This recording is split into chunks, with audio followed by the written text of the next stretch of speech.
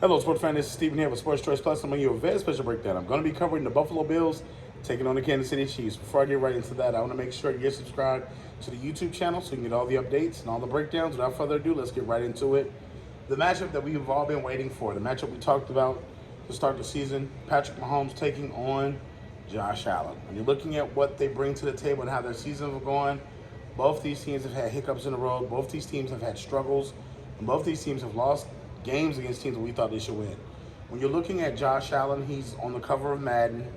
You thought that he was having a great season, and you see that it's slowly starting to fall off the rails a little bit. He's had struggle in some of the biggest games of the season. They've been humbled by some of those teams in the season. And you look at exactly, okay, where this team now?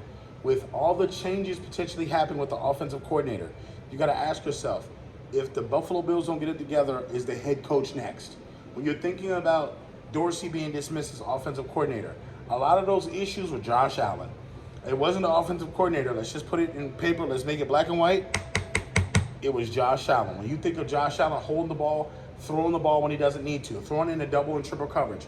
No matter how good Stefon Diggs is, you throwing it in a triple coverage is hell. You throwing it in a double coverage in certain situations is hell. No disrespect to Stefon Diggs and saying that he can't go get it, but when you got somebody draped over you and you got a safety coming over the top, there's no reason to throw those passes like that. Patrick Mahomes is the same way. Patrick Mahomes throws bad passes, and lately it's been getting him in trouble. When you look at the likes of when they play teams like Denver, that it's opportunistic. When they played essentially the Packers jumped on certain routes. Yes, it was a couple of questionable calls and non-pass interference calls, but you got to think Patrick Mahomes didn't play the best game possible. When you think about him as a quarterback, he should be playing better than what he is right now. This is around the time where you're fine-tuning your game for the playoffs because you know you're going to have to go and play perfect football almost every single week.